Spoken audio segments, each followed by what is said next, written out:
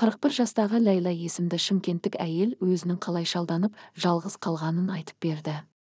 Өкінішін оқырмандармен бөліскісі келген ол өмірде мұндайда жандар бар екенін айтып, отбасын сақтау үшін ақылсыз қадамға бармауға шақырады.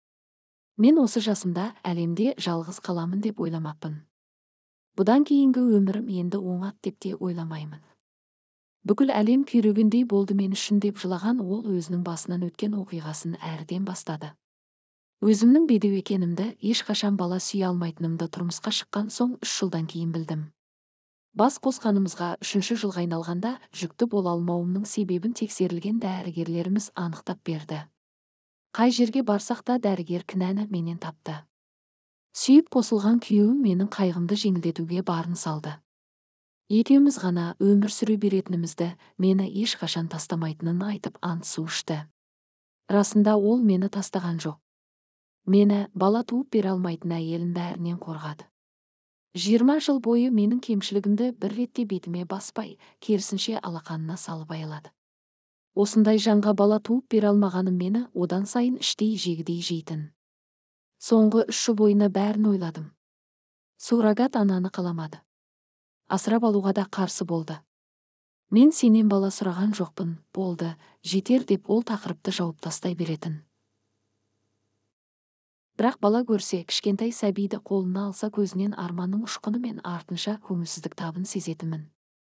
Әсіресе біреудің перзенті дүниеге келсе, сол жаңалықты естіген күні үнсіз қалатын кездерін көп байқайтынмын. Осы жайттармен тәуекелге бел байлатқызды.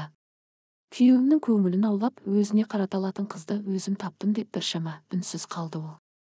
Ләйла өзімен бірге жұмыс істейтін жас қызды үйіне жиі ертіп апарып жүрген. Айтуынша ол өзінің жас кезіне қатты ұқсайды екен.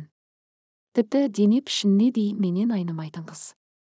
Маған әпкелеп жік-жапар болатын оны ең алғаш қонаққа бірге барғанда күйеуімнің өзі ұқсатты. Мінезі де сен сияқты екен деп жол бойына сол қызды әңгімелеп келген оған ұнағанын қызғансам да білдірмедім. Оған сәби сыйлау деген мақсатым қызғанышымды тұншықтырды. Содан кейін әрінені сылтауратып Фариданы үйге жиі шақыратын едім. Ләйланың айтуынша, күйеуін баурап алуды да Фаридаға өзі ұсынған.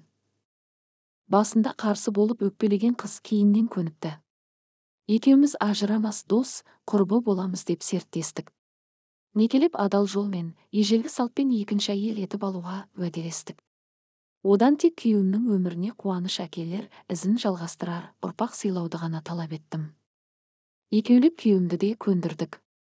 Бұған тек өз төркінім ғана қарсы болды. Анам осынша шырылдады. Одан да ажырасып кеткенің дұрыс деп осынша айтып еді. Бірақ мен күйеуіме, сүйген жарыма сендім. Жұрттың бәрі менің бұл қадамымды әңгімелеп жатты. Біреу батырлыққа теңеді, екіншісі аяп мүсіркеді. Мен бар күшімді жинап, ол сынақтан да өттім. Үйімізге Фариданы алып келдім. Бар жасауымен, жоралғысымен келген екінші әйелмен бірге бір шаңырақта тұрудың қандай азап екенін айтпай-ақ қояйын.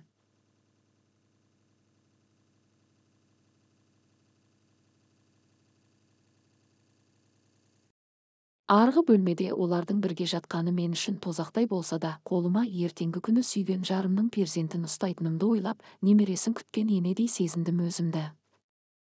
Сенген Фаридам жүкті болғаннан ақ өзгере бастады. Күйеуімнің көзінше сыр білдірмесе де, жеке қалғанда менің ақылымды жүре тыңдап, бөлмесіне кіргенімді жақтырмай жүргенін байқадым. Жүктіліктен болар деп өзімді сендірсем де, содан кейін бәрі бұрынғыдай болмайтынын сезіп едім. Күйеуім де екеумізге бірдей қарады. Тәптіштемей-ақ қояйын, жеке бөлмедегі шаруаны айтпағанда ортамызда өзін бақытты сезінетін. Шаңырағымызға ұл келгеннен оның нағашы әжесі үйден шықпайтын боп алды. Баланы күтіп баптауды өз міндетіме алсам да маған сенбейтінін ашық айтты. Бала тумаған қарап жартушы ма еді.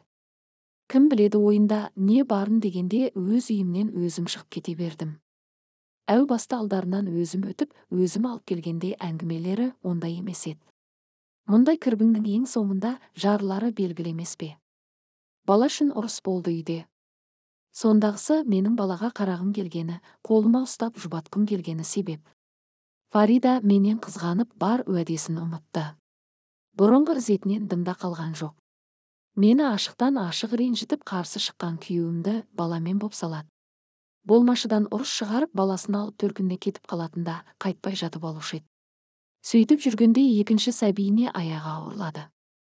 Тағы бірде ешкімге айтпастан төркініне кеткен ол маған хабарлама жазып жіберіпті. Егер сізбен ажырасып, маған заңды үйленбесе, қайтпаймын деп. Іштей мен оны да күткен сияқтымын, таң қалмадым. Сөйттім де ажырасуға арыз бердім. Күйеуім де аса қатты жалына қойған жоқ. Әрине, 45-ке келгенде көрген баласымен дүниеге келгелі отырған екінші перзент үшін кім де болса сөйтер еді. Күйеуім үшін оның қалағанын жасадым. 2 бөлмелі пәтердің құжатын қолыма ұстатқан ол кешірімде сұрамастан кете барды. Ал мен досқа күлкі, дұшпанға таба болып қала бердім. Әсіресе анамның алдында жерге кірердей болғаным. Қазір басқа қалаға көшіп кеткенмін. Бірақ жүрегім күйеуім тұрған қалада қалды. Мен оны түсінемін. Тек содан бері жағдайымды бір сұрамағанына ренжимін. Бақытты қолдан құрап берген өзім болған соң ішім удай ашиды.